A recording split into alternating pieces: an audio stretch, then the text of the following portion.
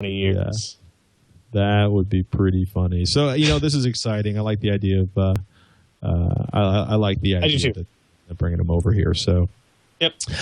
Interesting update. AMD and Intel. One of the things we were talking about last week was that apparently everybody wants to solder chips onto the motherboard, eliminate the sockets, eliminate upgradability, pretty much eliminate choice in motherboard manufacturing and CPU choice. And this week, apparently, the story is completely different.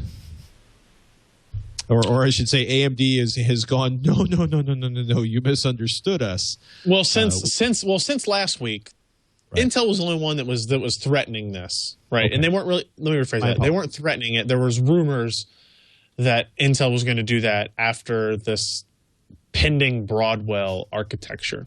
Right, it was always just rumors. But what happened this week was both AMD and Intel kind of came out with their own responses. AMD came out with a response a little bit earlier that said, basically, we're not going to do that.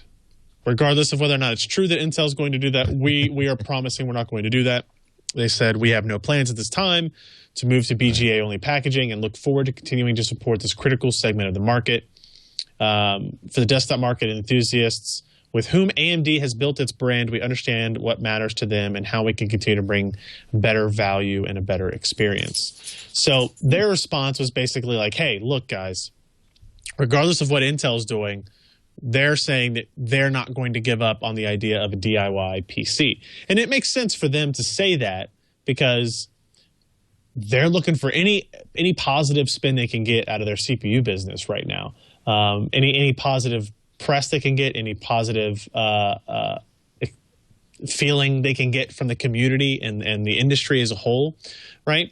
So, because I think we posited at the end of last week's show, it was like, well, if Intel does that, maybe more people will go to AMD, and AMD is obviously hoping that will be the case, maybe. And they also kind of put out this statement, I think, to say in a somewhat way, hey, if you want to support a company that is promising to support the enthusiasts, maybe you should buy our parts now so that we're still around in 2015 and 2016 and that kind of stuff to make these parts and fulfill these promises and that kind of stuff. They didn't actually say that. That's just kind of what implied.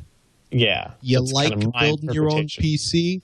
Maybe you should buy an AMD bulldozer now so you can buy an AMD super carrier in a couple of years when Intel's only selling you crap that's soldered onto the Intel motherboard, eliminating choice in the marketplace. Right. But meanwhile, Intel also put out their own statement that said almost the same type of thing with a little bit different